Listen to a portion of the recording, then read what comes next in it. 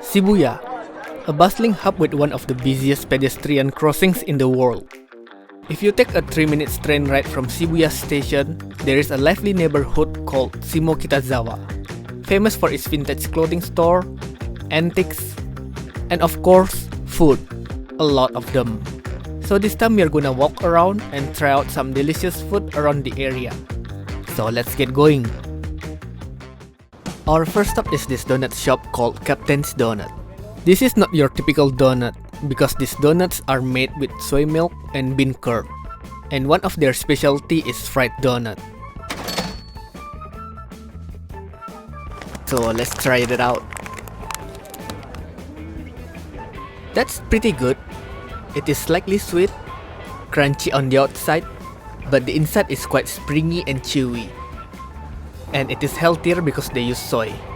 Probably. Now on to the next place. Our next stop is an onigiri store called Nick and Roll.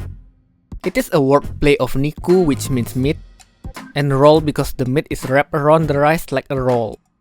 Onigiri is a rice ball wrapped in seaweed with some toppings on the inside.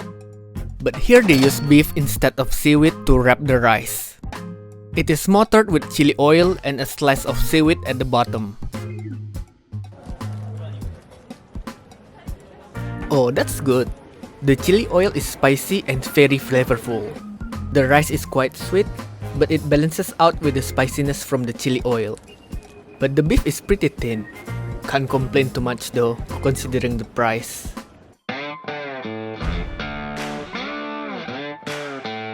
Our next location is a sandwich shop. The shop is surrounded by American decor with vintage atmosphere. And it specializes in sandwiches.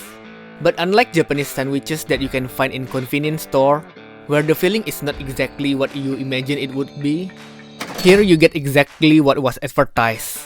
Although to be fair, the price difference is pretty big. The sandwich is filled with plenty of small pieces of sirloin steak, and it is quite heavy. The whole thing is about 300 grams, so each sandwich has about 150 grams of meat.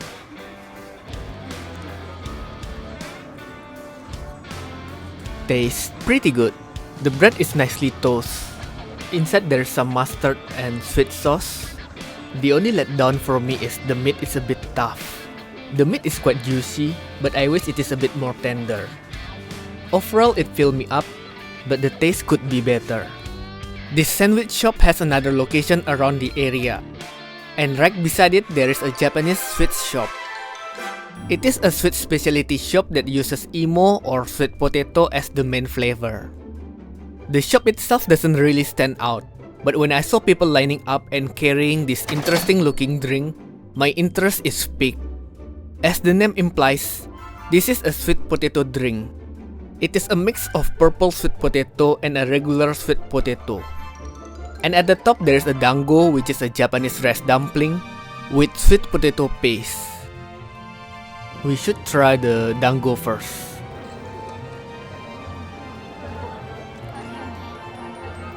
The dango is nice and chewy.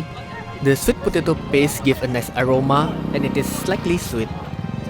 Other than the dango, there is also a sweet potato chip, whipped cream, and mitarashi sauce.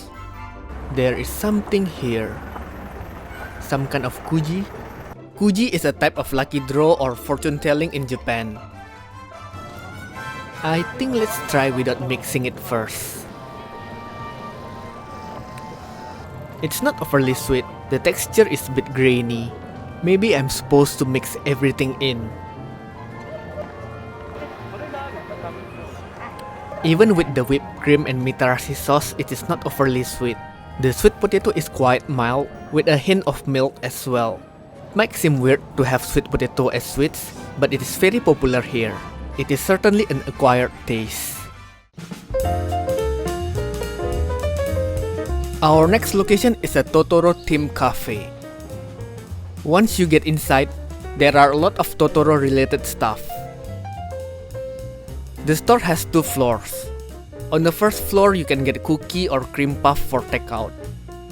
The second floor is the cafe. Because the cafe gets crowded very quickly, they put an hour limit per visit. and you have to order a drink as well. But I suppose that is enough time to take photos, eat the puff, and have a quick break. The flavor of the cream puff is indicated by the color of the hat.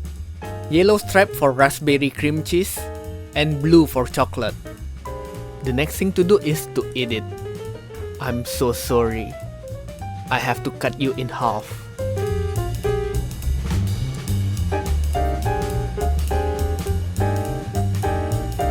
Inside the Totoro is filled with raspberry cream cheese. Let's try the fallen Totoro Puff. Oh, the cream is really good. It is sweet, creamy, mixed with the tanginess of the raspberry. Although the puff itself is a bit hard. We have one more Totoro Puff to try. Let's bite this thing off. The chocolate is good, but nothing special. Tastes like a regular chocolate cream. Now we have one more place to go, so let's move over there. Our final location is a curry shop. This is a typical Japanese curry shop, but we are specifically looking for their curry pang, or curry bread. You can order directly from the stall for takeout, or you can go inside and get a tea time set. That set consists of one curry pang and a drink of choice.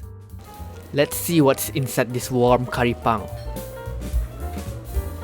It is filled with curry and mincemeat with soft boiled egg.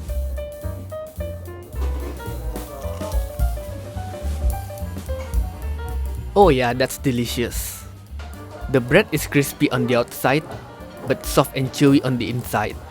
The curry is not spicy, but slightly sweet. I think this is kinda similar with their curry rice, which is pretty good as well. After eating 6 different kinds of food, I'm so full I can't eat anymore. So that's gonna do it for now. As always, thank you so much for watching, and I'll see you next time.